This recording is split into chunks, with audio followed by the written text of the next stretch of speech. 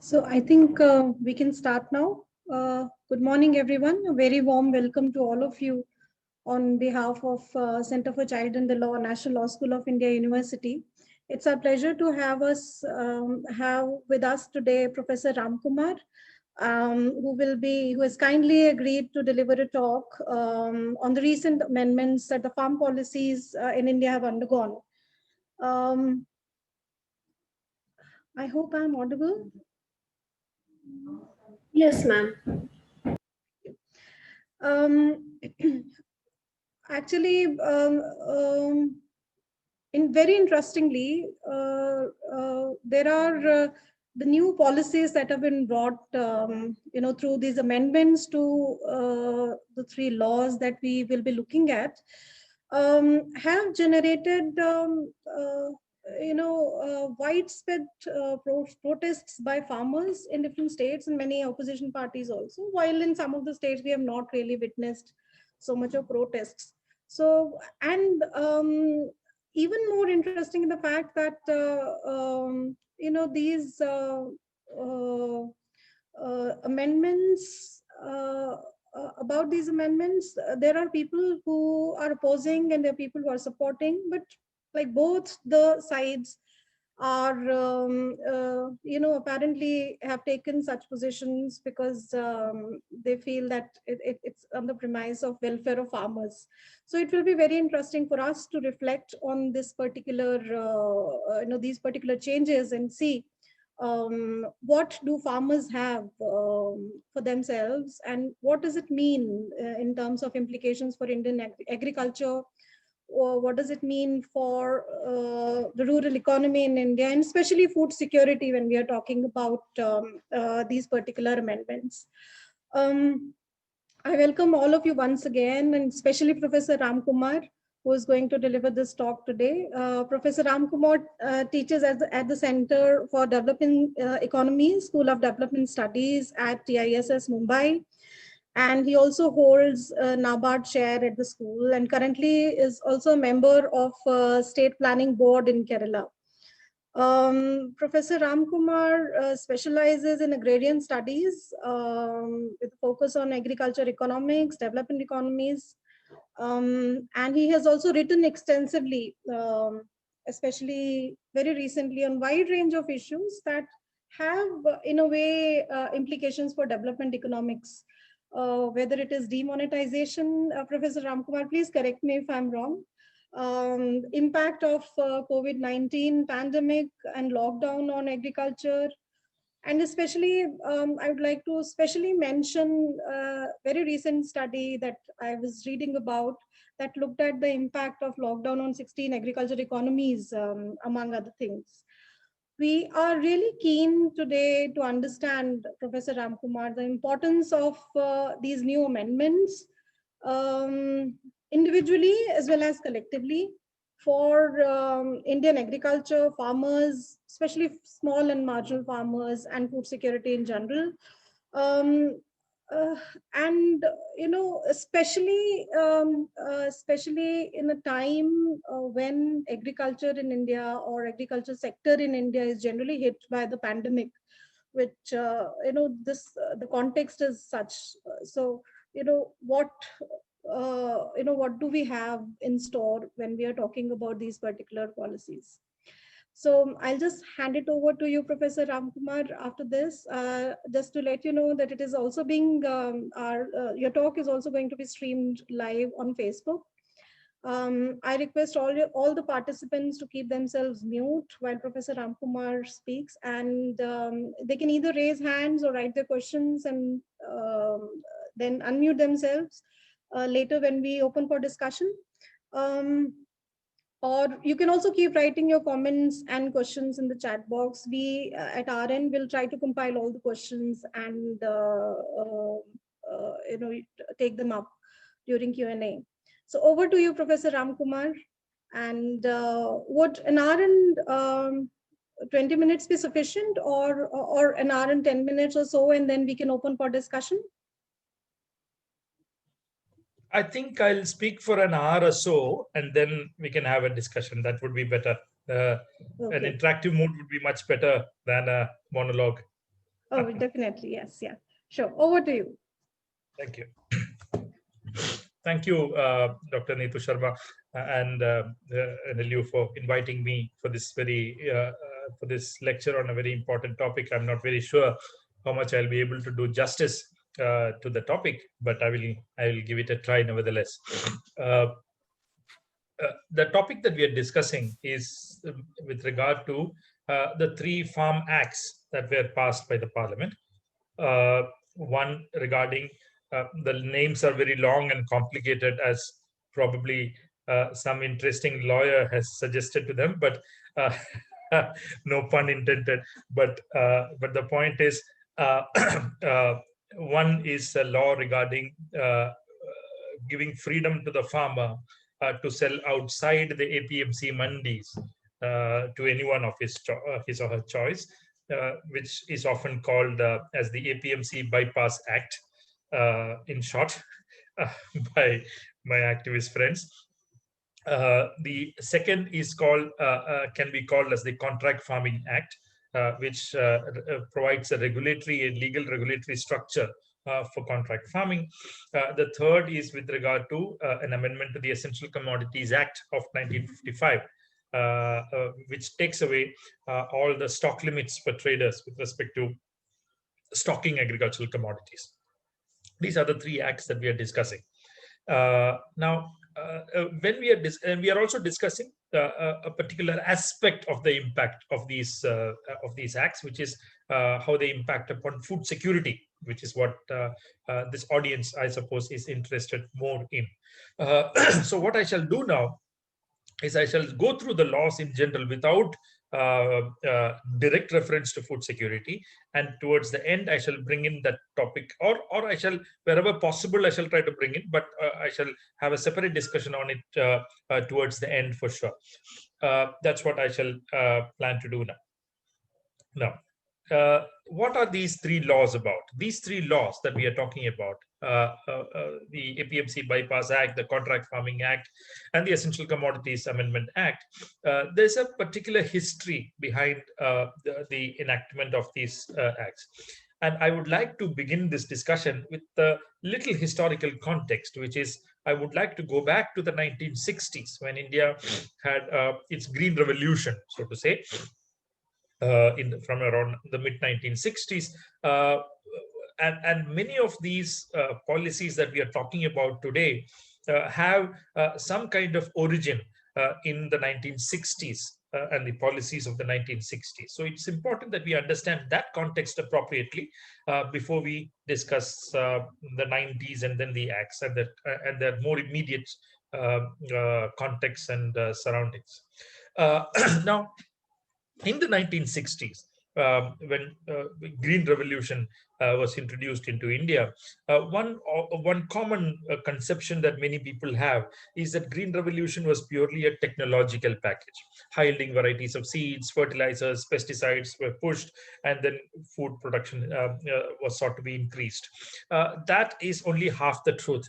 The other half is that this technological package was ably supported by a set of supporting public institutional support structures, which is often not discussed as part of Green Revolution, but I would consider them as a part and parcel of the Green Revolution package itself.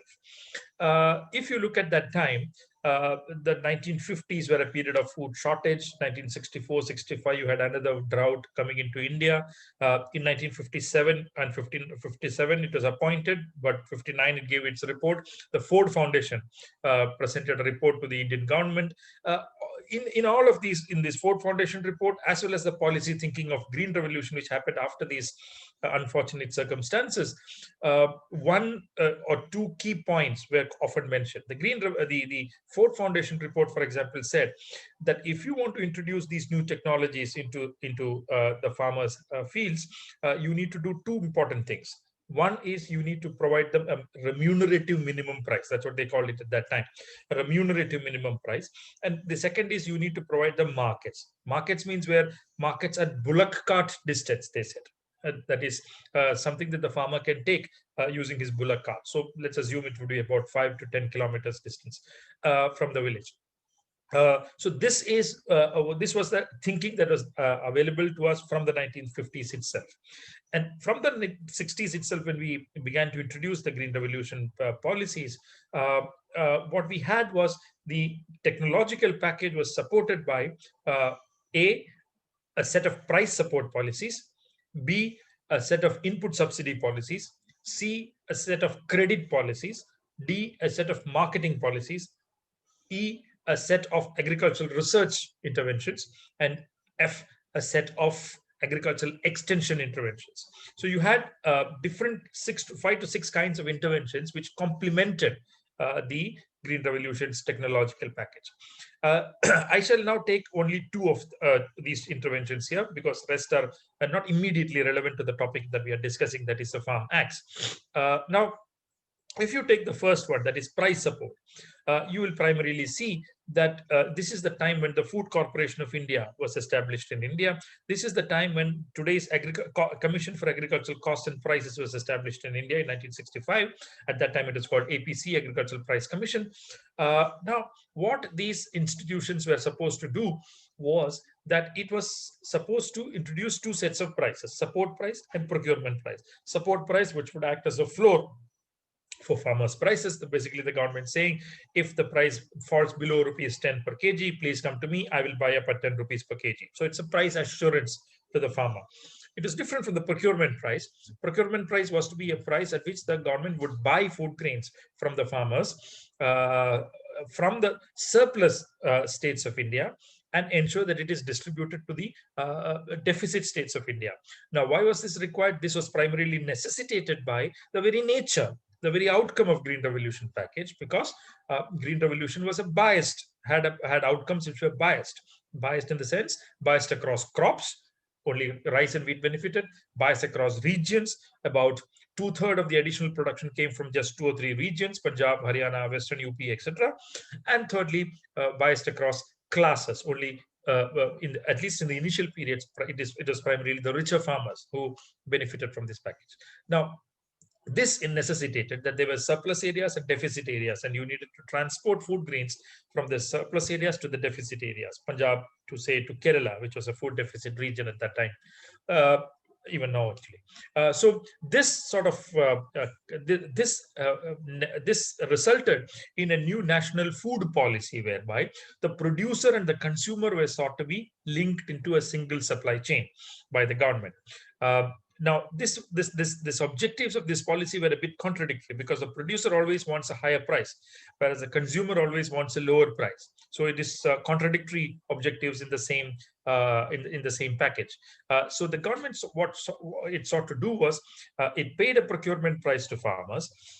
It sort of took it through the FCI go downs, finally to the state civil supplies corporations for distribution through the PDS outlets in states. And the difference between the economic cost of the food grains that the government incurs in purchasing it from the farmers and transporting all the way down, and the issue price, which is support at the PDS, which is a lower price, that difference was sought to be met through a budgetary allocation of food subsidy.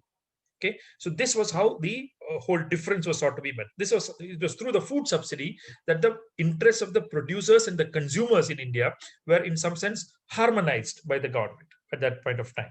So food subsidy came into being, PDS came into being, which was universal at that point of time. We also had the coming in of the Food Corporation of India, procurement mechanisms, and so on and so forth. So this was one set of support measures to the farmers, which was which was instituted primarily to provide the farmer who is now incurring more costs in purchasing seeds, fertilizers, etc., some amount of price assurance, price security. The second was the interventions with regard to marketing. In marketing, if you look at the period prior to the 1960s, you will see that the agricultural marketing, the sphere of agricultural marketing in rural areas was dominated by what we call as the itinerant traders. These itinerant traders were largely linked to the feudal regime at that point, or semi-feudal regime at that point of time, linked to landlords in many ways and their economic interests in many ways. They never provided a good price to the farmer. They always suppressed the price to the farmer. They used inaccurate or wrong or non-standardized weights and measures. They never provided a full account of how price formation was taking place. They never provided any kind of market information to the farmer. So as a result, the farmer was forced to distress sell his produce to the trader coming to the village at whatever price was being quoted by the trader. The farmer had no information about the kind of prices that were prevailing outside the village also. So all these meant that enormous amounts of exploitation existed. So the farmer is producing a surplus under Green Revolution. What will the farmer do with the surplus? The surplus has to be also marketed. Part of it will be procured, but then somebody has to purchase it outside the procurement system as well. So you need a system of trading, private trading, may I say, which would be also regulated.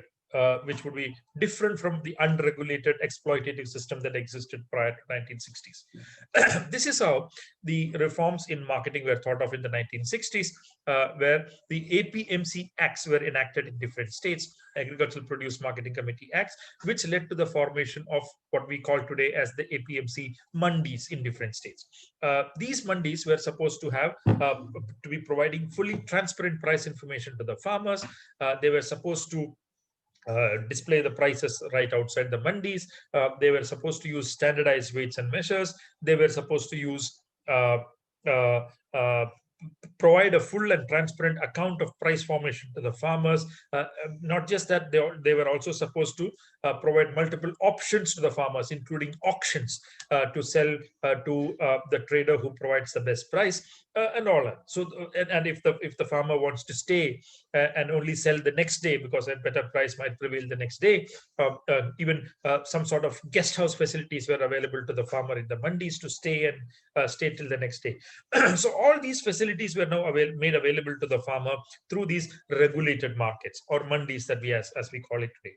Now, this was these interventions also helped the farmer enormously outside the procurement system to ensure that the farmer gets a good price and the farmer is not subjected to an exploitative trading regime. Now, these two interventions were extremely important, significant in terms of providing the farmer support structures to wade through the Green Revolution period. So these were very important in India at that point of time. That by 1980s, you would see that India attained some sort of self-sufficiency in food production. I must say food production, not distribution or consumption, food production, because distribution was always a problem, as I shall say later. Now, this period was followed by the 1990s when a completely new economic thinking came about. And that's what I want to emphasize in this whole beginning of the Farm Acts. India moved into what today is called as the neoliberal economic policy or economic reforms as they are called.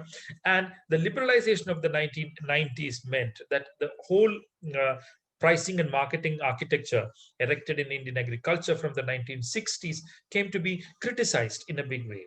What was this criticism? The first criticism was that the whole MSP regime, the whole food subsidy regime, the whole PDS regime, etc., that we have erected from the 1960s are actually a financial burden on the government. They actually constitute a fiscal burden for the government. As a result, what we should do is we should reduce procurement and we should reduce the size of the PDS. This is one way to reduce the food subsidy incurred through the Indian budget. So the argument raised also was that the state, the government, is an inefficient participant in the trading chain, and the government should withdraw from the marketing system and should allow private trade to take over. It should allow futures markets to thrive. It should allow exports and imports freely, and it should provide a completely free market and price regime for the farmers. It was argued that because you had a procurement system, because you had, by the time it was called MSP, because you had an MSP, you are actually suppressing the price of the farmer rather than providing a good price to the farmer. If the farmer was free to sell to the international market, global market at a higher price, the farmer's incomes would rise at least by 20 to 25%. If the farmer was allowed to sell in the open market and not forced to sell to the procurement agencies, then again the farmer is likely to get a better price. So this whole MSP regime is actually suppressing or depressing the price that the farmer is receiving, and that is another reason why it should be dismantled.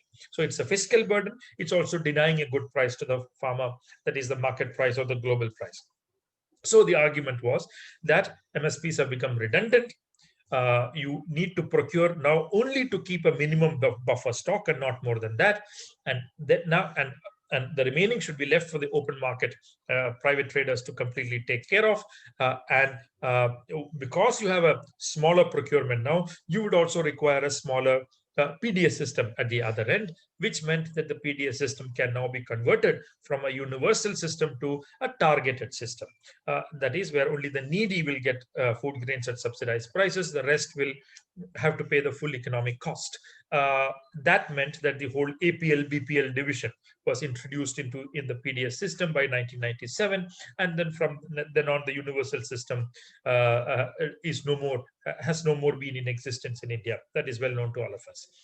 So the point I'm trying to make is, so the first point of attack of the neoliberal economic policy was on the pricing regime erected during the Green Revolution period. That is, reduce procurement, dismantle the PDS, if possible, convert it into a cash transfer scheme, and also allow private trade to take over, futures market to take over, and so on and so forth. First point. The second point of attack was on the second support structure that we spoke about a little while back, which is marketing, the APMC structure. What is this? What the point here was that the argument here was the following: India's food security policy, India's food policy for a long period of time has been centering around cereals, rice, wheat, etc., which were the Green Revolution crops, and it's high time that we move out of the rice wheat structure. We diversify our cropping pattern and allow Indian agriculture to grow on a high value, export-oriented agricultural basis. This was the argument which was raised. And this high-value, export-oriented agricultural growth path, which was suggested, meant that India should diversify from rice, wheat, etc., to more high-value crops like fruits, vegetables, etc., which would mean that the farmer would get a higher price. It would shift the terms of trade in favor of agriculture, and India's export incomes can also be raised through this path. The problem would be that what happens to food security? That is a common question that would be asked. The answer provided was that there is no need to worry about food security anymore because we are signing the WTO treaty in 1994. And once the treaty is signed, it would mean that the foreign exchange that we earn through the export of fruits and vegetables, a part of it can conveniently be used for the import of food grains into India, import of rice, wheat, and other grains into India if required, if there is a shortage. And so there is no need to worry about food security at all in a free trade regime. A free trade regime means that the need for food self-sufficiency is no more a relevant policy parameter to be thinking about. So this was the mode of thinking at that point of time.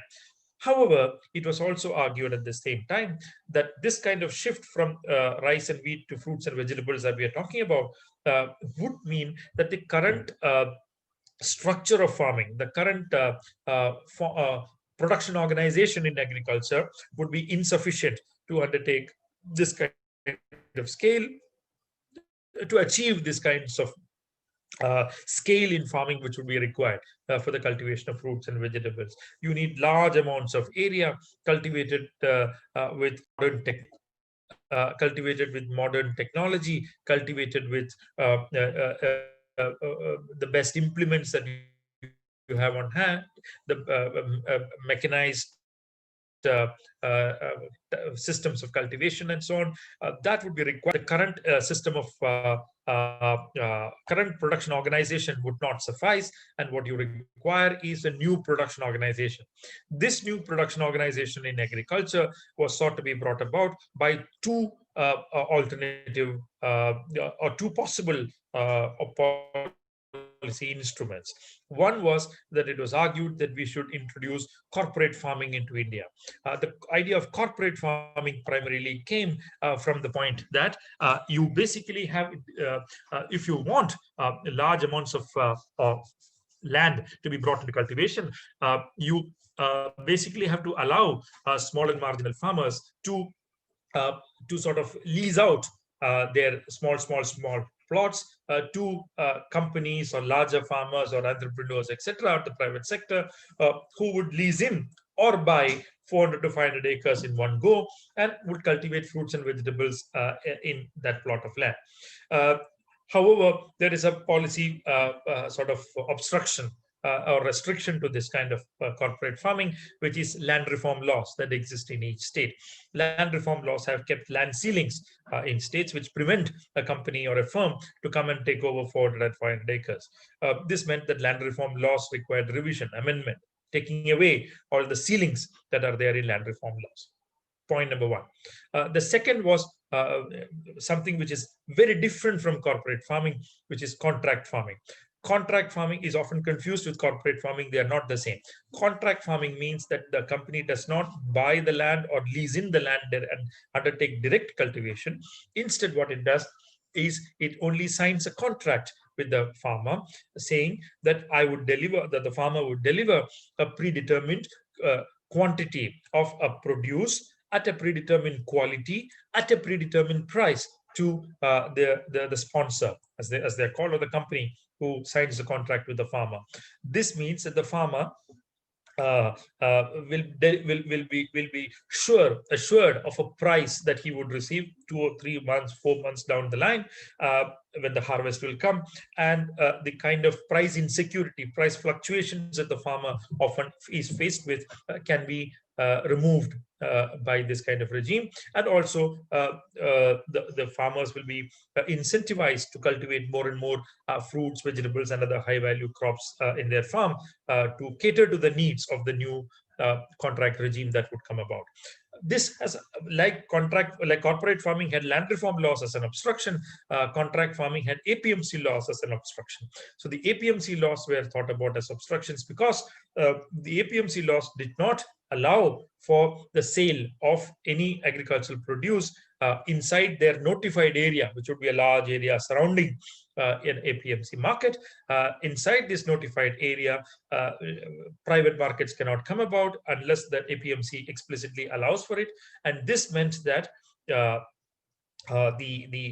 contract farming companies who would like to come and would like to open a rural collection center in a village will not be able to open it because the APMC will not allow it permission. This kind of restriction that is there should be removed by amendments to the APMC Act, which would mean that anybody outside the APMC can sell or open any private market or transact an agricultural commodity without any obstruction, with full freedom from the APMC market committee. So this was the requirement for APMC market reforms. So these by the end of the 1990s, you very clearly see that the policy of liberalization in agriculture has these two objectives right at the top. That is, the not if if not dismantling, certainly the downscaling of procurement, reform of the PDS system into a cash transfer regime, and on the other hand, reform of the land reform laws and the APMC laws in each state in order to allow for export-oriented cultivation and diversification of the cropping pattern. This is the context of the 1990s. By 2003, however, the central government moved a little ahead in this. What it said of circulate a model act which would provide a sort of a blueprint for the states regarding how to amend their APMC acts. Now, this is where one point which is very important comes in, which is that the 1969 APMC acts were passed in states. That was because entry 14 in the state list lists agriculture as an explicitly state subject, and it is not a central subject at all. So this meant that the APMC acts were enacted in the states. So states had to do the legislative amendments. The center could not do it. So in 2003, they circulated model acts to the states, asking them to reform their APMC legal structure in the listed format. Some states did it, some states did not do it. Then again in 2017 and 18, another two model acts were sent to the states. This time the 2003 model act was split into two. One was just only for APMC markets, and the other one only for contract farming purposes. So these two separate acts were sent to the states. Here again, only some states did it, some states did not do it. So there was a mixed picture that you get with regard to the 2003 and 17-18 model acts that the center sent to the states. This was followed by 2020 when the COVID crisis came. The central government, as part of its Atmanirbhar package, announced that it is going to introduce 3 ordinances in this regard, which would mean that the earlier stance of the central government that the state governments would be asked to reform these laws is now being disbanded, and the center is taking over the responsibility now to pass these acts directly in the parliament and implement it at a national level, bypassing the states. So there's a federal question here, which I'll come to later. So this is the context in which we are discussing these laws that we are talking about. Now, it is very clear what these acts do. Now, I need not go in detail to explain what these acts are trying to do. I've already explained that when I was explaining the policy context.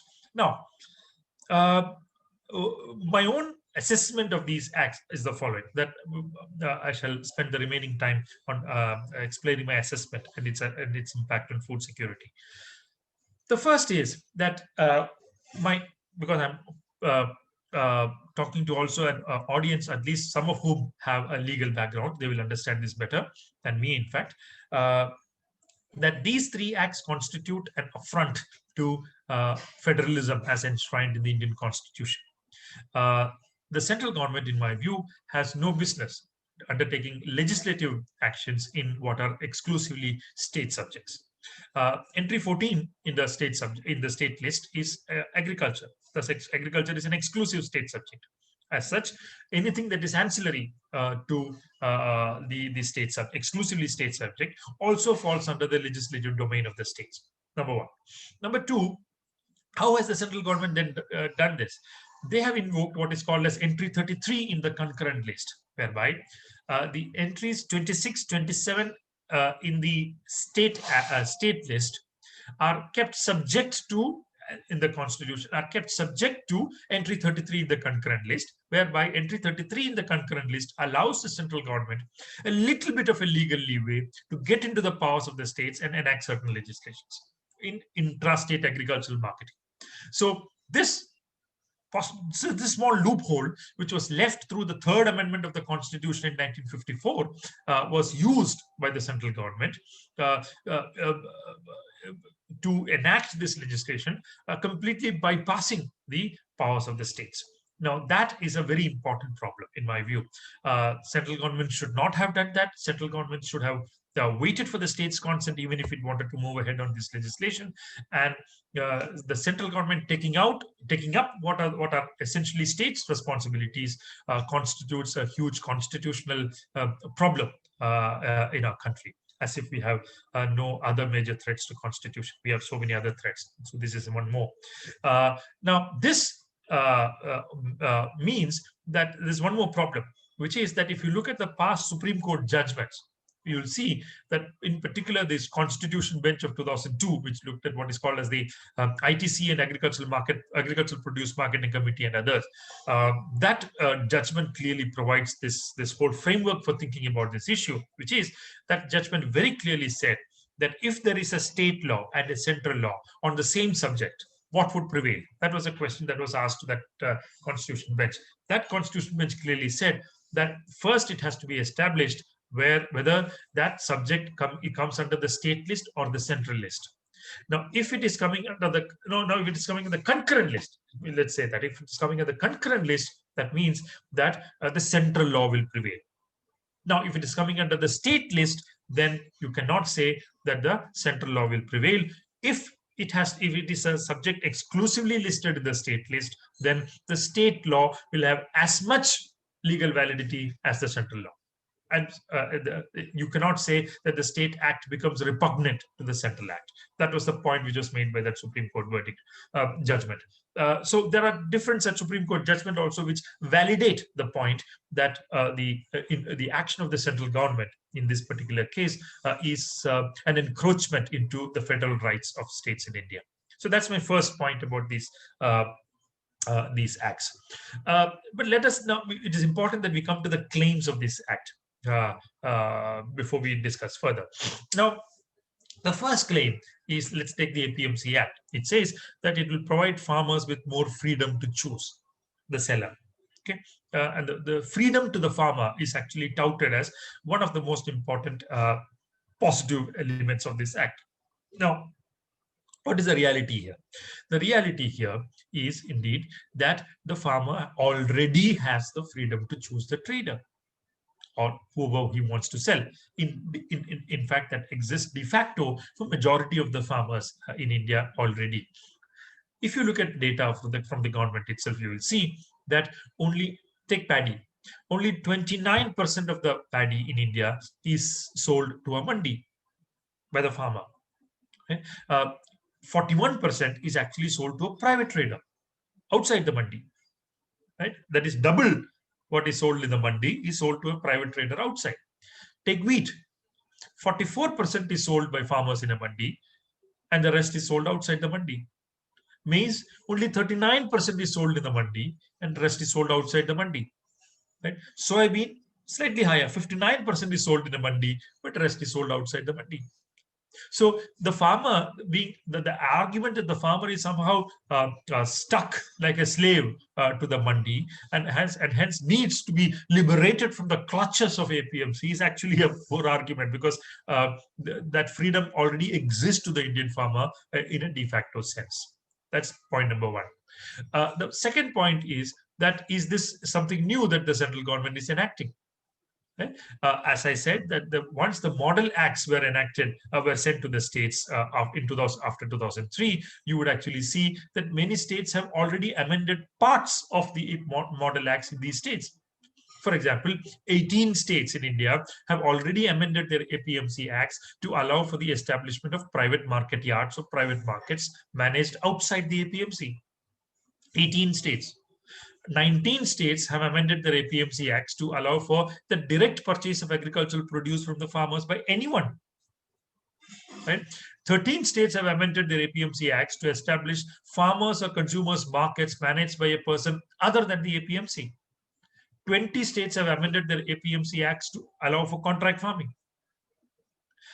14 states have amended their APMC acts to facilitate single point levy of market fees, the mandi tax. The multiple fees that is paid is a big problem, as cited by many. It has been unified into a single fees that is already done by about 14 states. So in many cases like this, state governments have undertaken legislative changes conducive to the specific conditions that are contexts that are obtaining in each state. So the fact that this is something new being brought about is also something not exactly correct. Many states have already done that. So in some sense, that provides a template to look at what has happened to those states. I'll take 2-3 examples here. One is Bihar. Bihar annulled or completely repealed its APMC. It didn't even amend. It just took it out, just threw it away. Bihar annulled its APMC Act in 2006. Has any private investment in agricultural marketing come in Bihar after 2006? Hardly. In fact, studies show that Bihar has moved to a worse situation compared to 2006, whereby the whole shift has been from regulated markets to completely fragmented, unregulated markets across the state. This has meant enormous amount of price exploitation to the farmers. This is a very important problem that we have to note about Bihar. No private investment has come in Bihar. In fact, farmers have moved from an earlier regulated system to a completely unregulated system now. I heard yesterday Tejasvi Yadav saying that this is a big problem in Bihar, and they are trying to bring in a new, if they come to power, they'll bring in a new legislation to correct this anomaly. Take a state like Maharashtra, right? It delisted fruits and vegetables from the APMC mandis in 2016. In 2018, it enacted an ordinance to say that anybody can open any market outside the APMC mandis. Right? All that has been done by Maharashtra. How much private investment has come into agriculture marketing in Maharashtra? A trickle, not much. Right? The whole turnover of APMC mandis in Maharashtra is over 50,000 crore. And the whole private market system caters to about 3,000 or 4,000 crores. That's all, not more than that.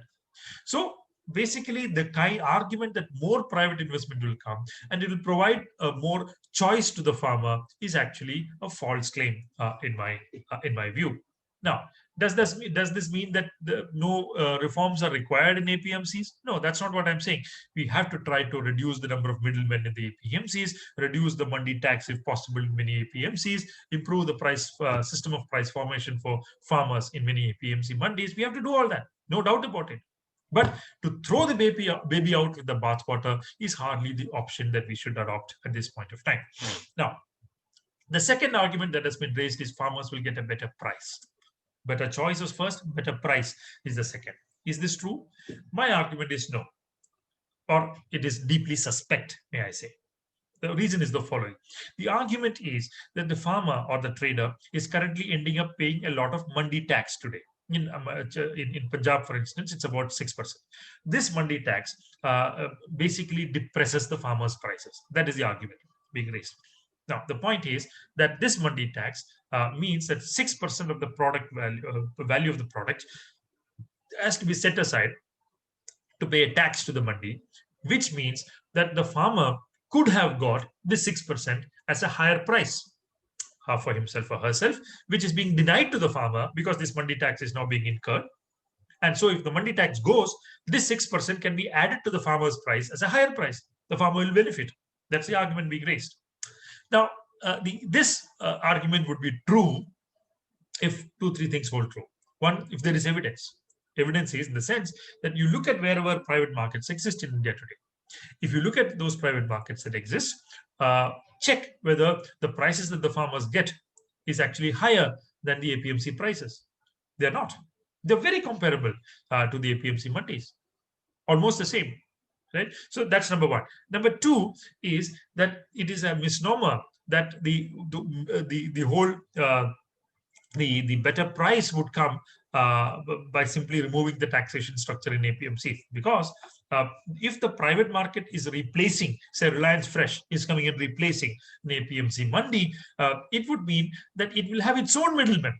It will have its own transaction costs to procure directly from the farmers. The company will have to open an office in each village, a village collection center. There is a building cost, rent, staff salary cost, loading and unloading cost, transport cost, storage cost, etc., which would mean that the transaction cost that would be incurred by the private company would be extremely high, even if they manage to come in villages.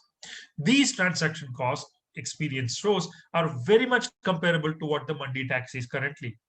In other words, the transaction cost of the company would simply replace what the mandi takes up as the mandi tax today, and simply the farmer will not get any higher price as is being argued.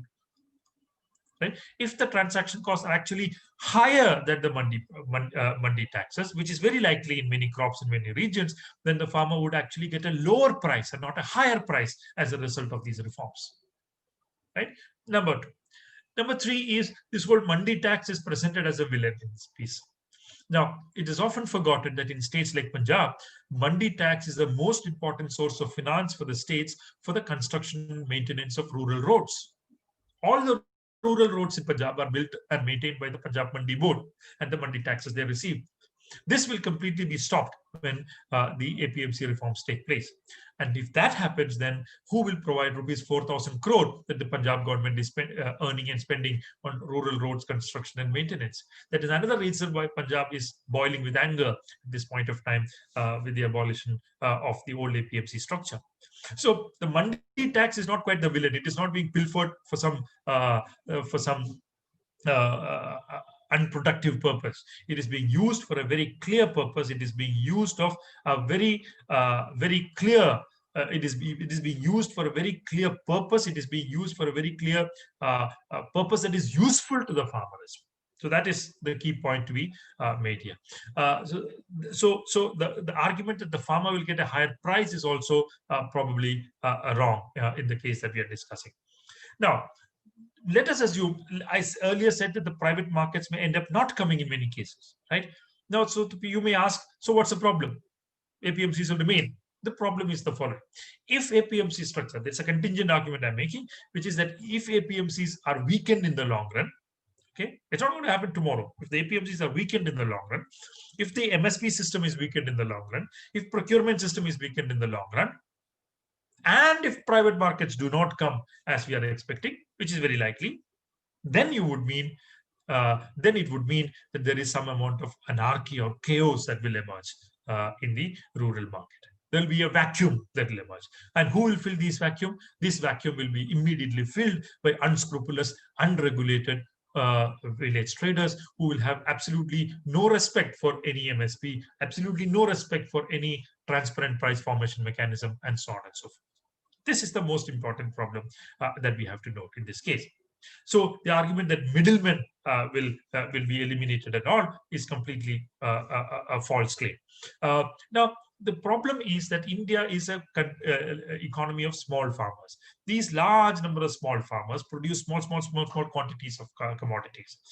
These small commodities, they cannot take to the mandi because it's the quantity is so small that the transport cost will not be viable for them to take to the mandi. That's one reason why that is one reason why many of them sell in the village itself. It's not viable for them to take it to the mandi.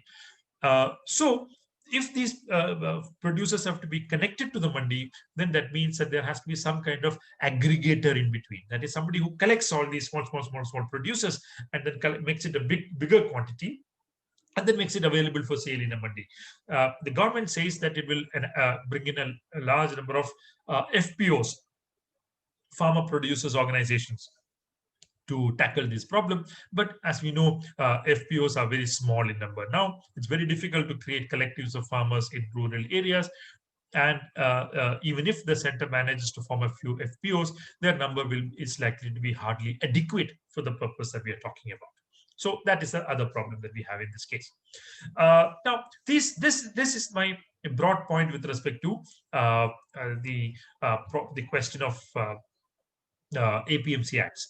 I do not think that this will lead to a better price to the farmer. I do not think that this will lead to a removal of middlemen. I do not think that this will lead to creation of more choice for the farmer.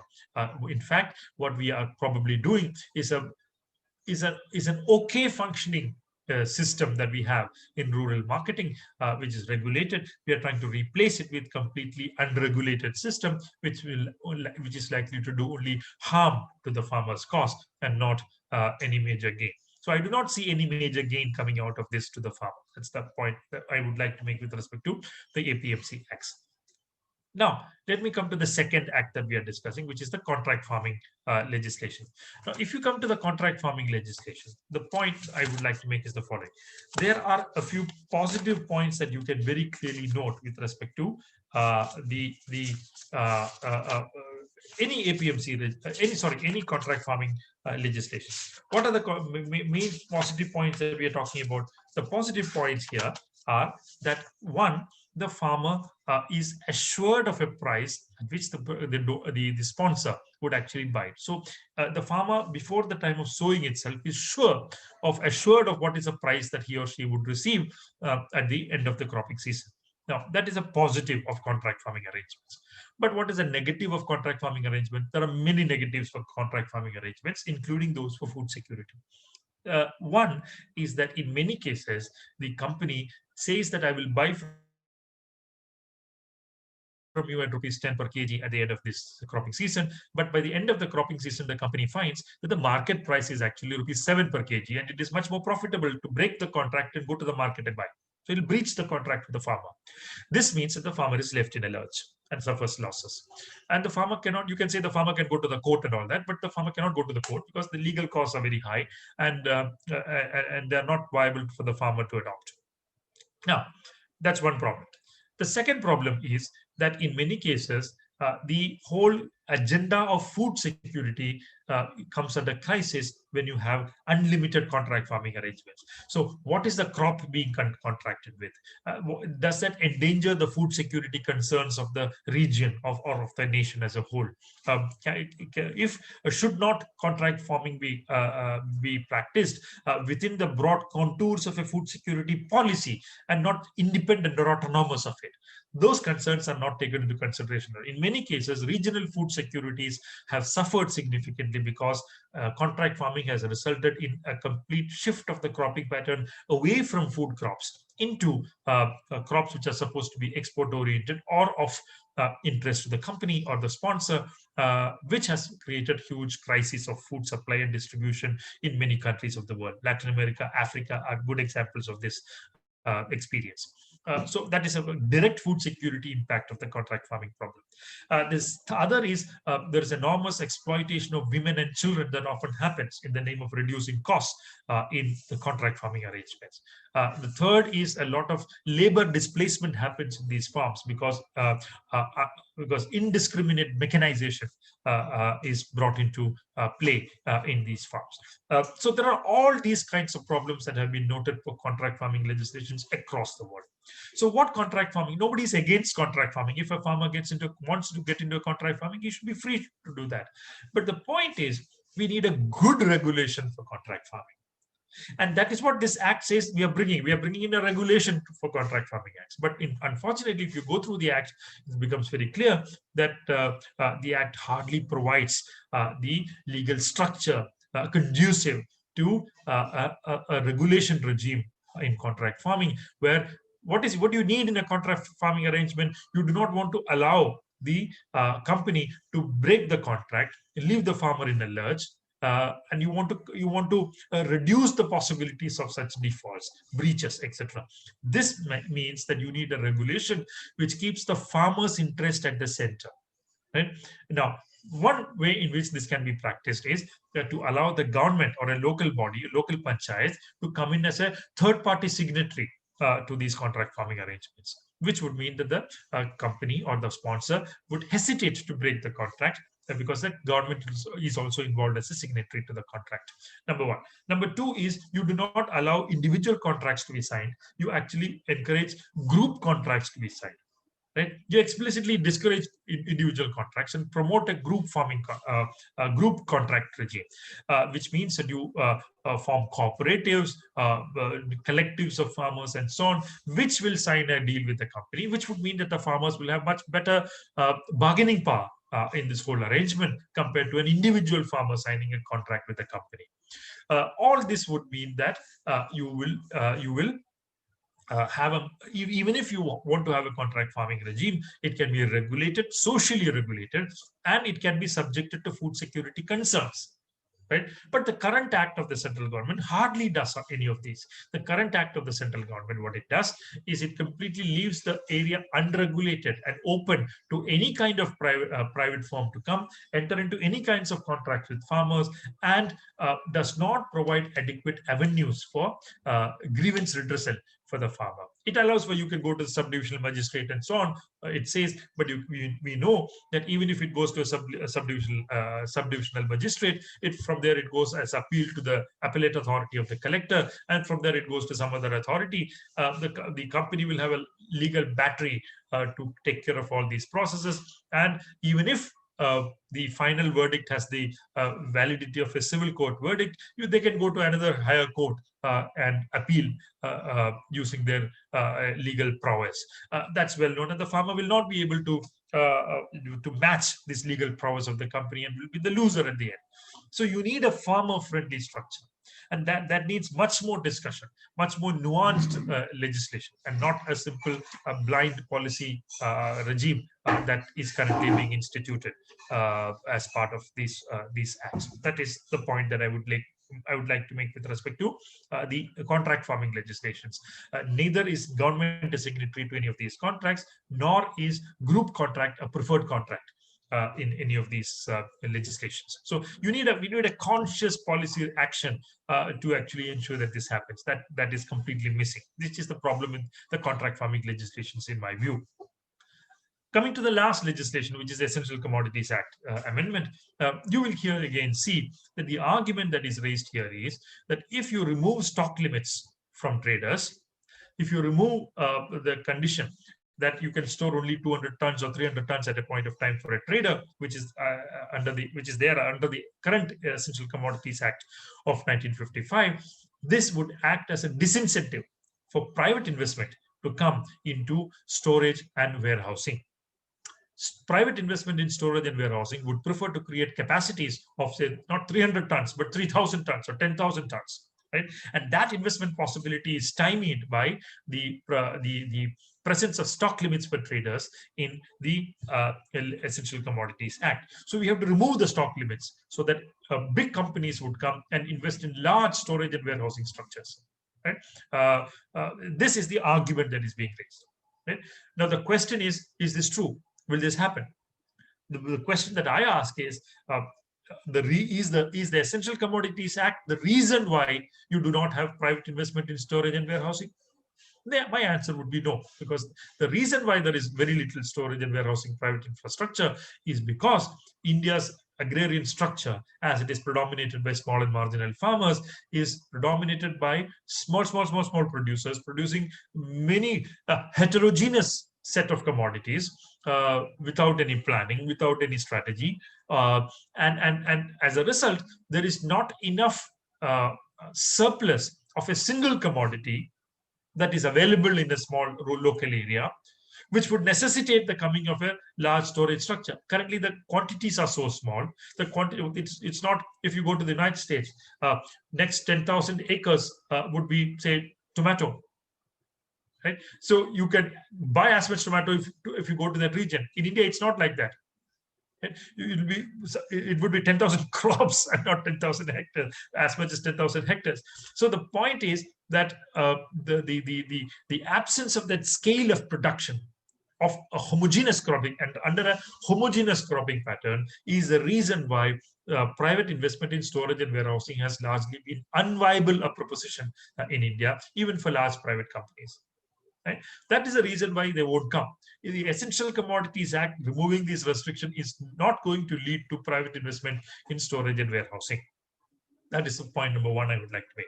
The second point I would like to make is regarding food supply and availability, which is that if you allow, no, that doesn't mean that no private investment will come. Many companies are already preparing to come in a big way, and Gautam Adani and his Adani Logistics is a big player already in this sector. Adani Logistics recently purchased, paying about rupees 300 crore, a 40% stake in what is called as the Snowfield Logistics. And the Snowfield Logistics has something like a 40% stake in India's cold chain infrastructure. Right. So Mr. Adani is playing a long hand here, which is that he is investing now itself in logistics. What is his expectation? He expects, or companies like him, expect that if tomorrow, if procurement comes to an end, all the commodities that is being currently procured will come into the open market, right? That would be about 30% of India's production, huge quantity. If tomorrow APMC mandis are weakened, those set commodities which are now transacted through the APMC mandis will also come out into the open market. And with the restrictions removed under the Essential Commodities Act, you would mean that the field will be open for large logistic companies, as Mr. Adani's, to come and take over the play, which would mean that food prices in India will be set by large agribusiness enterprises and not be subjected to any regulation by the government. I challenge this government. If they were so serious about the Essential Commodities Act and the removal of stock limits, why did they reinstitute Essential Commodity Act measures during the onion price increase of the last 2-3 weeks? They should have allowed the onion prices to increase if they were committed to that Farm Act that they enacted just a month back. That means they violated their own Farm Act that they passed in a month back in reinstituting Essential Commodity Act measures for onion in India last week. So I was waiting for something like that to happen. It did exactly happen. I didn't expect it to happen so soon, but it did happen in onion very quickly. So this whole regime that you're going to erect as part of these 3 farm acts is hardly going to lead to any benefit to the farmer, is hardly going to lead to any new private investment in agricultural marketing, is hardly going to lead to any better price to the farmer or better choice to the farmer. And that is my overall assessment. Instead, it is very likely that it will open the field to large agribusiness companies who would have zero respect for concerns of food security, who would have zero respect for concerns of farmers' income or a fair market regime for farmers, and the farmers would be the current protective structure that is available to the farmer through the interventions of the government in the price sector and in the marketing sector. All of that will be weakened, and the farmer will be left in a much more vulnerable situation in the aftermath of these acts as compared to before the enactment of these acts. This is my overall assessment of the 3 acts. And I have, as you might have noticed, I have alluded to a lot of concerns related to food security as I was talking, because the whole policy structure that we are talking about, the neoliberal policy structure, has a particular focus on food security itself. It is that it does not believe in food procurement as an important policy instrument. It does not believe in MSP as a policy instrument. It does not. It considers these expenditures of the government as a fiscal burden on the government. It considers the government as an inefficient player in the food market. It sees private trade in a much more favorable, through a much more favorable lens compared to the public sector. So all these are very clear ideological features of the neoliberal regime itself, and they have a direct impact on food security. Contract farming arrangements also have a direct impact on food security, because they might lead to a drastic shift in the cropping pattern, which would mean that the food security considerations would be defeated at the end of it. So does the Essential Commodities Act. Consumer prices would be completely left at the mercy of these large logistics companies that are likely to come up, if they at all come up. Indeed, if they indeed come up, they will be left to the mercy of these large companies, and will be completely outside the control of any government agency. These have important food security considerations in India.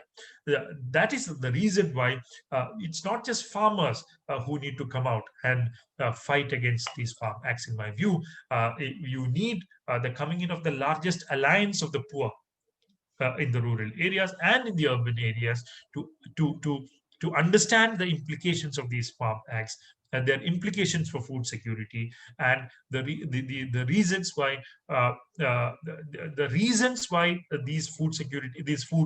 farm acts are likely to be detrimental to the concerns of food security have to be explained to the consumers in a very simple way. And I think forums such as these can play a very important role in reaching that information to the farmers.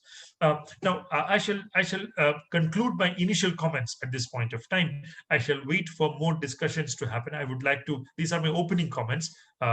I said I'll speak for less than an hour, which I've done now. I shall be very happy to take more questions, and I would like this format to be more interactive rather than this monologue. These are my initial views on the three farm acts and their impacts on food security, and I would like to hear more from you so that I can respond to many of them. Thank you very much for this opportunity. I shall close my initial comments and I shall give it to the moderator, or to the chair, to handle the questions from here on.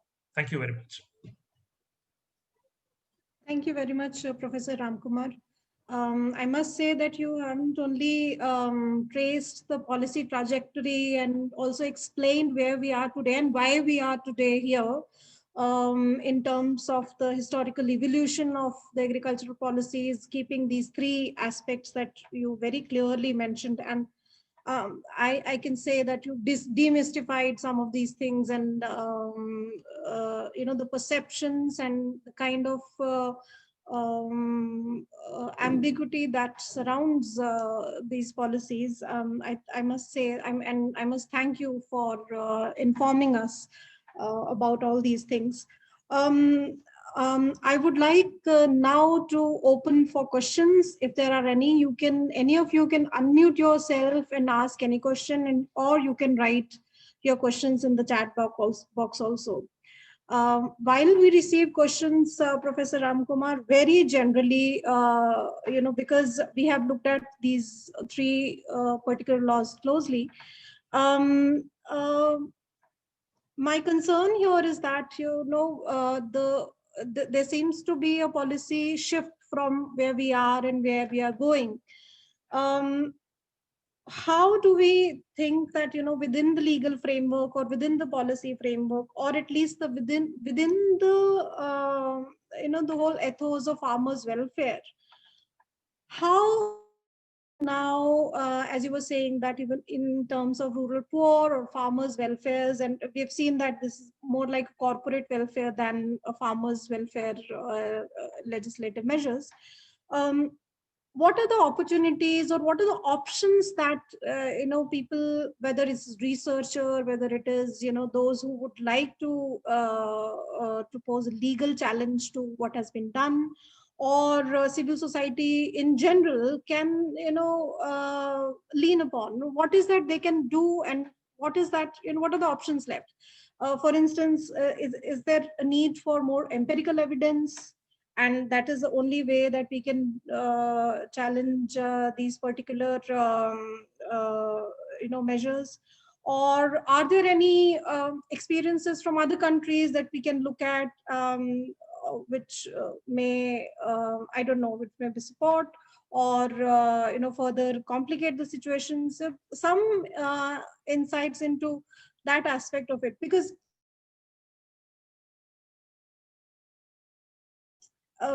we know that these amendments have been brought out and then we will have to deal with them, but what are the various ways we should deal with them? Thank you for that question. I think one important point to be made here is that these kinds of reforms that we are talking about in agriculture have to be in tune with the realities and the context of each state or each region. We need a much more decentralized, and we need a much more contextual policy regime in matters of food production and distribution, which is why we have agriculture as a state subject in India. Unfortunately, this whole enactment of the Farm Act runs against this very basic constitutional principle that we have had in India from 1950s onwards. That's why I made that point about federalism. What this act does is, in the name of what they call as one nation, one market, try to sort of level off, try to sort of flatten all contexts, all local specificities that we have across India, to create what is called as a large Indian market. So this whole idea of the mythical single large Indian unified market is supposed to be dominant over all local contexts, all regional contexts, etc. That for agriculture is a highly unfortunate circumstance. Agriculture is something that is very ecologically sensitive. It is very something that is that has been managed and planned and strategized more locally rather than nationally. So that is one of the so this whole taking away of this whole responsibility from the states, as if the states are very poor policymakers because they refuse to toe the neoliberal line on the matter, is the what is the most unfortunate problem that we have at hand, which is what has allowed we have been allowing this kind of centralization to take place for a while. GST regime gave us that experience a little while back. So this whole aspect of centralization of policy and of measures, that too at the national level, has been a very important problem in our polity. So that is the first point that I would like to make. Second point is what do we do about it? Is the question that you asked.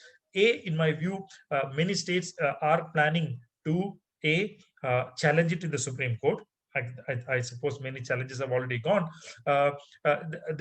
challenging the validity of this act. The second is many states are trying to enact their own laws to bypass the impact of these farm acts.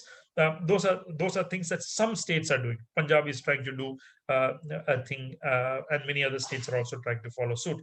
Now, those are of the legislative domain, right? But on the local domain, what on the more regional sense, what states need to do is they need to strengthen public intervention and public infrastructure in agricultural marketing. The whole idea of a market to the farmer, which is immediate to him, which is physically and emotionally close to the village, where the farmer is assured of a good good price and an assured market. It is essential. So states need to take a lot of responsibility in terms of establishing local markets, farmers markets, which would actually sort of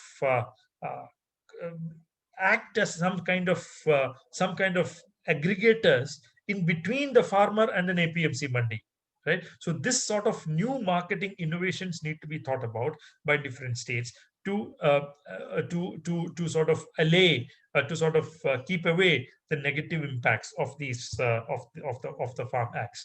We need to keep out corporate presence in agriculture.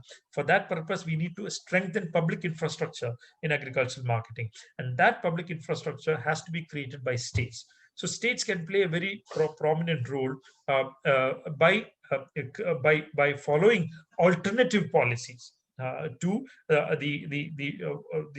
sort of ideology that is reflective in these farm acts. They should be able to follow state-specific, context-specific marketing structures, which allow for local production, local distribution on the one hand, and also linkage with national market wherever necessary.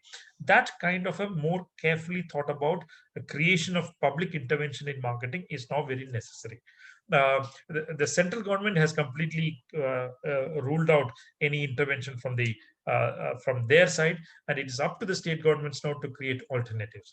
So this has to take the form of the farmers' movements, farmers' organizations have to take up this responsibility also and work with the state governments wherever possible to create alternatives to these corporate-led agricultural marketing strategy that is being pushed from the center.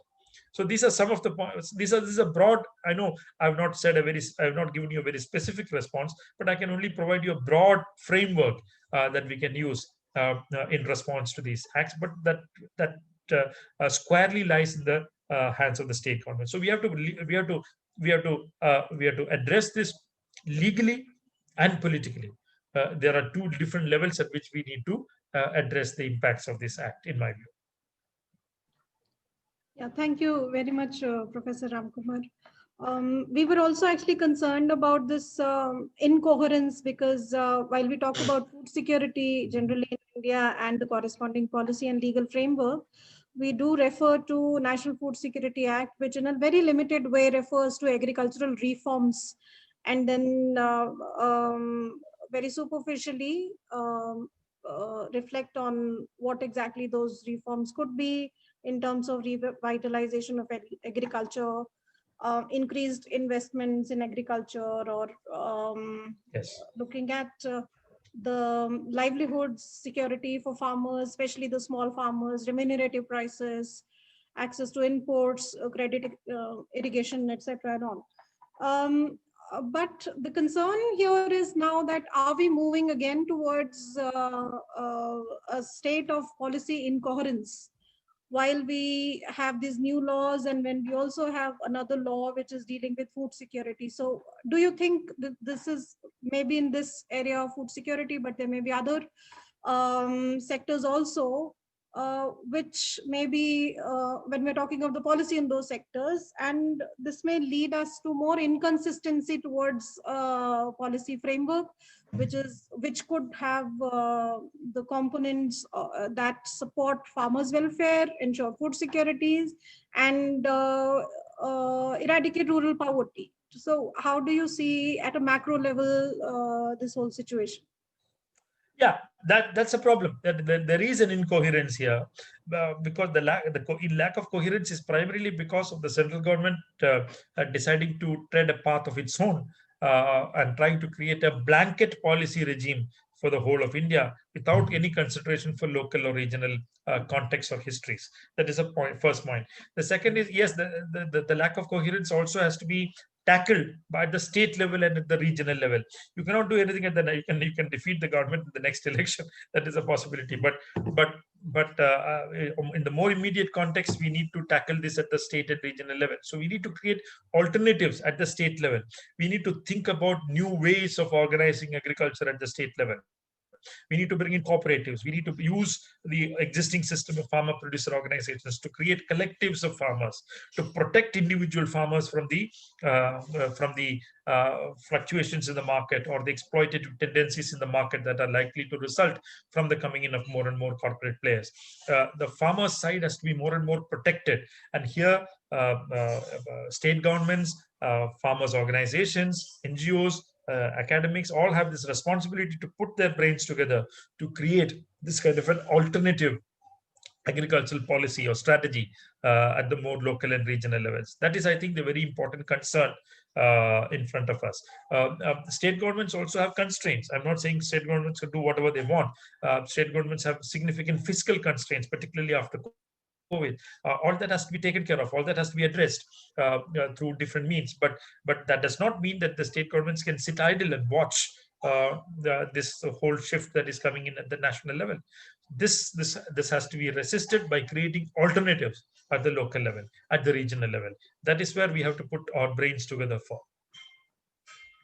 Okay, yeah, thank you very much, Professor Ramakumar. There is a question coming in which perhaps refers to your initial remark on how the policy has evolved over a few decades in India, and how in 1990s, when we moved towards uh, universal to targeted public distribution system, and the idea was to reduce procurement and all. So there's a question about the MSPs, and given the current changes that have been brought about, how do you feel that these MSPs are going to impact the targeted public distribution system? And how do you relate it to the movement towards, say, cash transfers to from food grains distribution to cash transfers? Okay, so the bills or the Farm Acts do not refer to MSPs anywhere directly, but that does not reveal the whole story. One has to look at it in a totality, as I was trying to do in my presentation. What is the broad policy government of the policy direction of the government is what has to be seen. I would make 3 points with respect to MSPs. First is that this government has shown absolutely no interest in ensuring remunerative MSPs to the farmers. That's what we know about this government. I'll give you the example of three crops: paddy, wheat, and cotton. If you look at these three crops, if you take between 2010 and 14, and between 2014 and 20, two time periods, 4 years prior and 6 years since the new government came to power in 2014, you will see that there is a sea change in the MSP policy. First is the rate of growth of MSPs. Between 2010 and 14, paddy MSPs grew by 9.5% a year. After 2014, they grew by only 5% a year. In wheat, it grew by 7.8% in the earlier period, but only about 5% in the current period. In cotton, it grew at 14% in the earlier period, but only grew by about 6% in the current period. Right. So even in this COVID year that we are talking about, the rate of growth of MSPs was just 2.6 to 2.9%, which is the lowest MSP increase in the last 1 decade. Right. So this government has no commitment to MSPs in that sense. Number one. Number two is this government was brought to power with the promise that it would implement the MSPs under the Swaminathan formula. That is the comprehensive cost, C2 cost of the farmer plus 50%. But the government has not implemented that promise as yet. That is another reason why the farmer is losing about 300 to 400 rupees per quintal as MSP every year. Because the government is refusing to fix the MSPs at the Swaminathan formula. The third reason why the farmer is upset with this government is because the CSCP has constantly been recommending to the government over the last 2 or 3 years that open-ended procurement of food grains should be ended. Right? So you should have limits set for procurement, and after that you will not procure. Let the farmer take care of his product. Right? And the second is many states actually providing bonus on top of MSPs should be penalized for providing that bonus beyond that MSP. So that bonus should be ended, eliminated. Right? All these, lack of growth of MSPs, poor formula of fixing MSPs, and finally threats to the end of open-ended procurement and bonus over MSPs given by the states.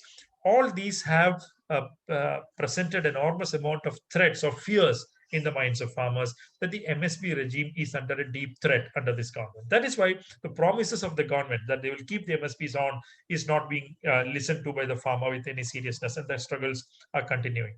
The second point was about PDS. Yes, that's again something that I mentioned. That is, the whole PDS regime has been under threat for a very long time. That's true for the earlier Congress government or UPA government also. The whole point there is that this whole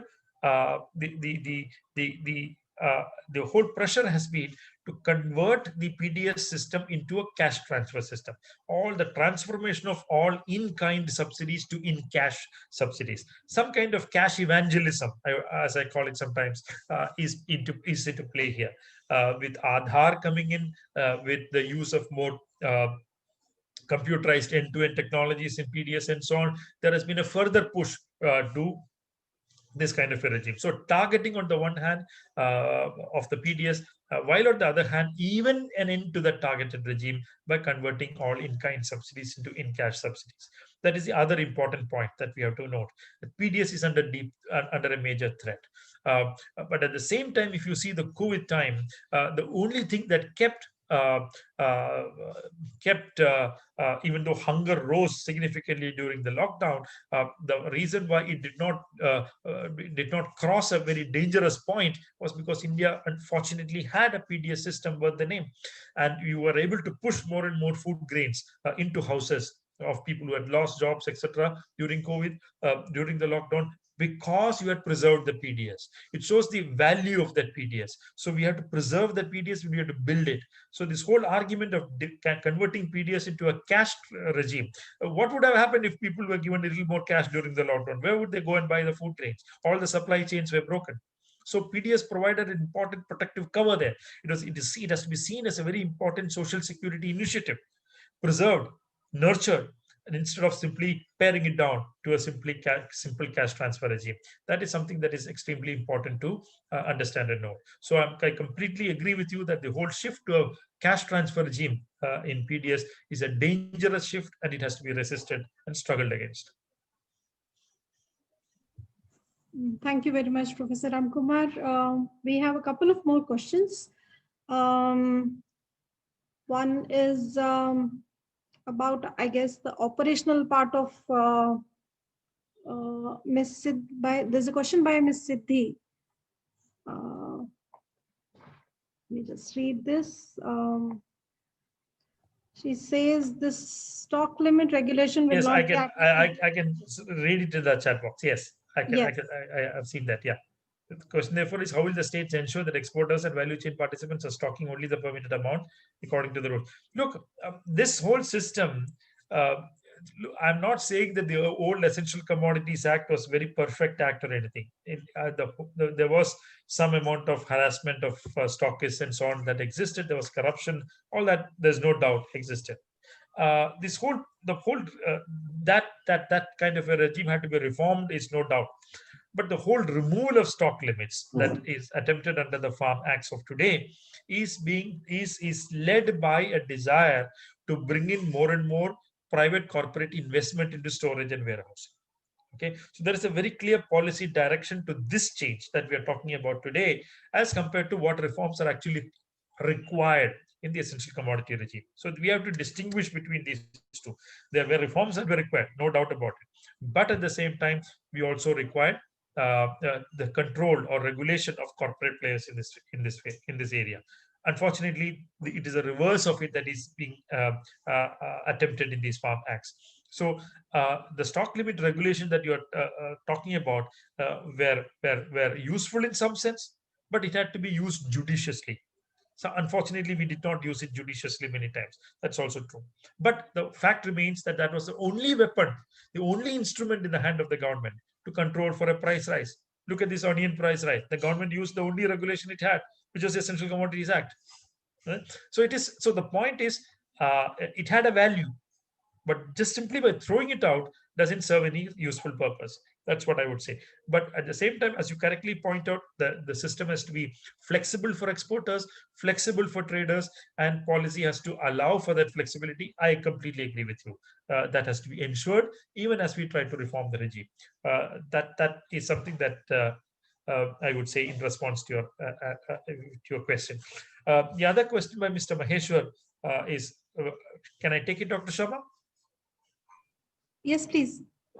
Marketing functions will continue to be there, looking to the nature of agricultural produce. As you're telling, middlemen will siphon the margin. Can we think of empowering farmers, cooperatives to play the role and share the spread in the marketing channel? Indeed, that's exactly what I was saying.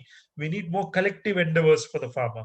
We need more cooperatives. We need more farmer producer organizations. We need more joint liability groups. All these options that are available have to be used by us to not leave the farmer alone. Particularly the small and marginal farmer alone in this whole problem. We have to create groups of farmers. We have to create collectives of farmers to ensure that their bargaining power is significantly raised if there is a corporate firm coming on the other side. There, civil society, political organizations, farmers organizations, state governments have to put their heads together to ensure that this kind of collectivization happens at the earliest. That's the only way in which the farmer can be protected, given the current policy regime and its direction, I would say. I agree with you, Mr. Killer. Thank you very much, Professor Ramakumar. I would also again like to request our participants, if they have any question, they can just unmute themselves and ask questions. Professor Ramakumar, I also have one particular request from you to reflect a bit more on the contract farming bit. Where do you think we are heading, and is there any experience from some other country that one can quote and try to understand the implications of it? Yeah, I did mention some of that, because the thing is, in the contract farming legislation, if you see, the experience from contract farming from across the world actually shows that it is no spectacular success as it is often made out to be. Its results are hugely mixed. There are some success stories here and there. Nobody is going to deny that. But on the whole, has it resulted in any significant gains to the farmer? That would be deeply suspect. That's what the results from all across the world, particularly from Latin America, Africa, etc., show. The point to note here is that these contract farming experiences from across the world also show significant negative impacts on female labor, on child labor, on labor displacement in farms, on food security, adverse impacts on food security considerations, etc.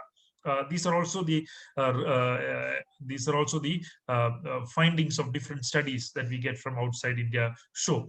At the same time, if you look at what are the successful contract farming experiences, say in Thailand and so on, some of them exist. There you will see that there was significant government involvement, state involvement. That was a very important condition for the success of contract farming experiments. The state came in, provided support, security, assurance, protection to the farmer against the exploitative tendencies of companies, created an ecosystem which was conducive to it, and ensured that food security concerns are protected and so on. So the state's involvement is very crucial in this whole thing. So unfortunately, in the Farm Acts that we have today, the state is trying to withdraw from it, not trying to involve it and to stand holding the hands of the farmer in this whole exercise. It's instead leaving the farmer free, unmarked in the marketplace, and sort of withdrawing itself. That is the problem that I see in the current Farm Act with respect to contract farming. On the other hand, an alternative arrangement would be to create collectives of farmers on the one hand, the government standing with the farmer by signing the contract along with the collective, with the company, protecting the farmer in the interests of the farmer, ensuring that the possibilities of breach of contracts are minimized, and ensuring the best deal for the farmer. That's what we actually wanted. But the current bill does not provide it. That's what I was trying to say. So if the negative impacts of contract farming that we see from across the world that I just listed a while back have to be prevented, have to be avoided, then the government involvement and participation in these arrangements have to be stepped up substantially. That is something that I would underline at this point. But the Farm Acts, as I said, do not do that. Hello, can I talk, Mr. Professor Sir? Please, Hello? Sir. Please, sir. Yeah, Yes. yeah. You see, wherever there is, I have got some experience. I was working in the cooperative department in this APMC, etc., and I moved out all over India. So, in case of contract farming, the hunger of the machine is met. It is mostly not. Hello. I can hear you, sir. Please go ahead. Yeah. So, in case of contract farming, the hunger of the machine is met. Mostly in Odisha, Bhubaneswar, we introduced cotton farming. So almost all the lands were taken by the cotton farmer, and there was very difficulty in the marketing, etc. So regarding food security, so I don't feel there will be enough scope when we have got the contract farming, because we have to ensure the food, because whatever scheme we have done, we have tried to implement, takers are very few. As you are telling, only private people, they have taken 10%. How many small farmers will you go to them and they will run after this contract farming, etc. This is my one point. Number two, as you are telling, the market committee, they are getting the money, spending for the infrastructure. I am remembering in the 80s, there was a case in the Supreme Court where the market fee is in tax, because you are from the legal background. Tax is different and fee is different. You can't spend the fees for anything you like. You have to spend for the market. But that is not done. And that is specifically a case in Punjab.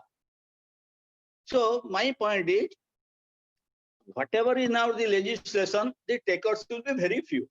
We cannot say that 100% people will take it. So either they facilitating the others. Suppose now FPOs, you see, almost all there were commodity cooperatives. And there is a number of cooperatives. Then all of a sudden they brought FPO. It is very difficult to form a FPO. And always, I have registered one FPO. It is very difficult to get a registration number and to get the people. Really, the farmers are at the background.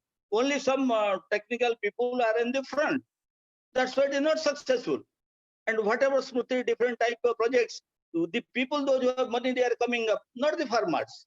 So my point is, whatever the government is doing, let it think 10 times, 20 times, 100 times, because we have experimented. This agriculture has been left to the whims and fancy of the political people, not for the farmers. Because you are in this very significant place, I am placing before you all this. And regarding, you see, this is agriculture, climatic thing for the production. But for the marketing, you have to move from place to place. It is a produce, it is not produced in the place. It has got the farm utility, it has a time utility, it has a place utility. So we have to change its form to different places. We have to keep it. So some middleman will have to take it, but that share must go to the farmer. Now 80 rupees is the onion. Is my farmer getting 80 rupees? So that must be considered. So this is my submission before you, Professor Saab. Please see, because you Sir, are in a different forum, we have already retired. Yeah, I completely agree with you. I'm not going to answer your question because my concerns match your concerns, and I completely agree with you. Yes, Yeah. You're absolutely right. Thank you for the comment and adding to the discussion. Thank you very much, Mr. Maheshwar, and thank you, Professor Ramakumar. If there are any more questions, otherwise, I just have one last query for the benefit of all those who are participating in this discussion is the implications of removal of certain commodities from the Essential Commodities Act list, the schedule. So would you just briefly like to reflect on that before we conclude this session? Look, essentially, with respect to the Essential Commodities Act, in the past itself, we have already removed a lot of commodities from their ambit. Okay, so the Essential Commodities Act was already in a weakened form when it was being amended in 2020.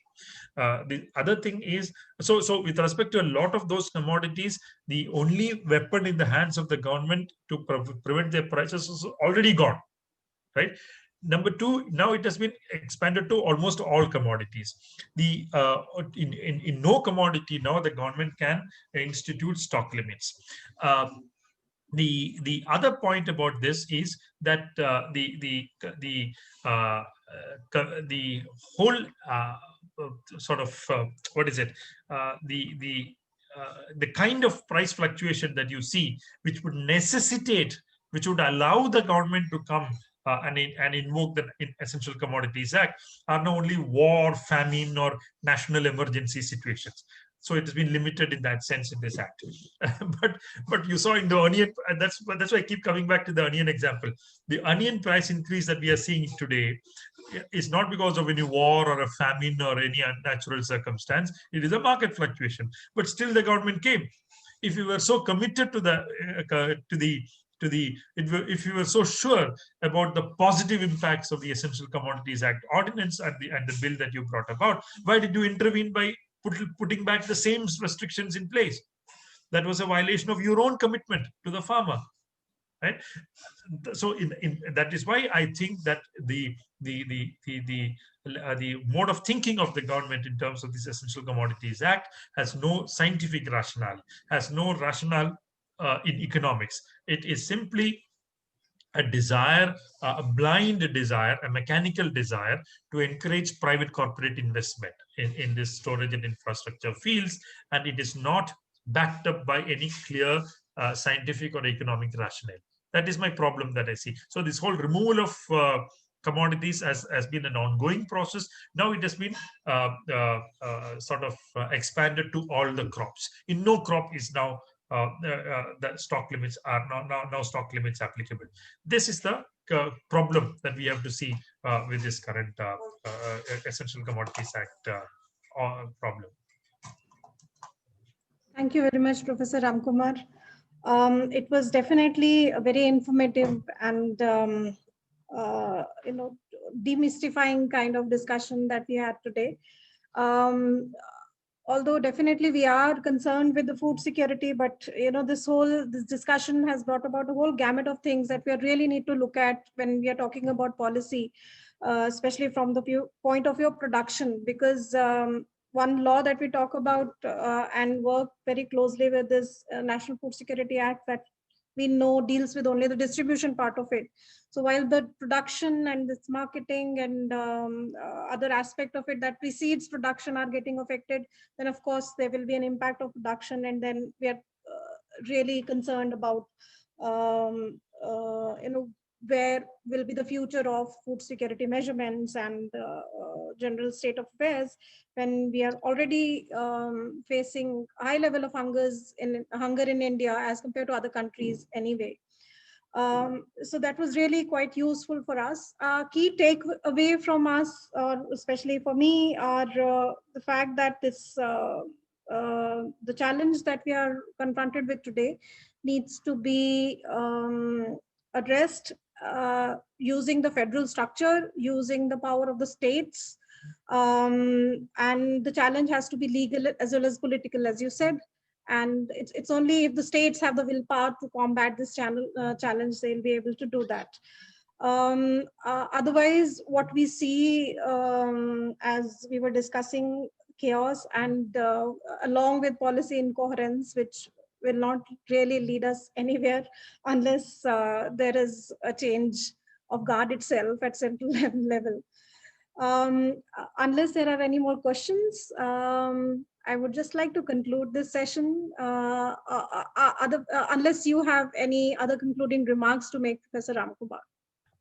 No, Dr. Sharma. Thank you for your hospitality. It was wonderful of you to invite me, and thank you for this opportunity to engage with this highly perceptive audience. Thank you very much. Thank you very much, Professor Ramakumar. It was our pleasure to have you with us, and we'll look forward to more of your insights on the subject and learn from you. No, I prefer to learn from you and people who are on the ground and so on, who work on an everyday basis. I will be very happy to cooperate at any point of time to engage in any kind of discussion. Thank you. Thank you very much. And thank you very much to all our participants who, as you can see, are captive audience. They've been, and I'm sure they're listening to, and there have been a lot to learn from you. Thank you very much, Professor Ramakumar.